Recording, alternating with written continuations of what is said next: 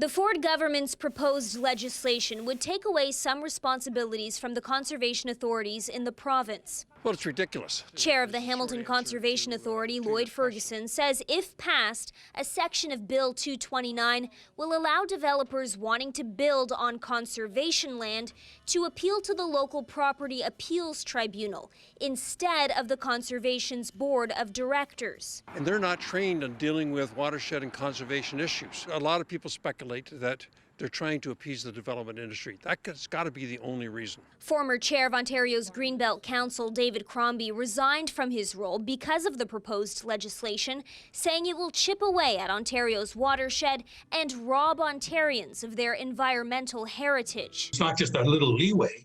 I mean, they are trimming the wings. 6 other Greenbelt Council members followed Crombie's lead and resigned over the weekend, too.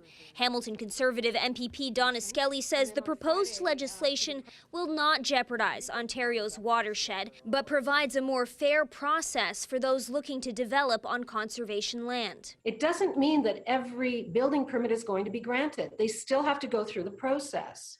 And they still have to, if they're denied, appeal to an independent body. And I think that it will give, it's more balance. But Ferguson says the Conservation Board of Directors is fair. I believe since 2014, there's been 8 appeals to the board of directors. On all 8, the board has supported the applicant. Especially this year, Ferguson says the pandemic highlighted just how important these green spaces are to Hamiltonians. The bill, he says, puts it all at risk. That means that some of it could end up in development. Skelly says the Ford government has listened to backlash over the bill and amendments have been made, like allowing 30% of Conservation Authority members to be citizen appointees instead of removing all non-elected members. Skelly says the bill will pass later this week. I can assure you, the battle will not be over. Kelly Botelho, CHCH News.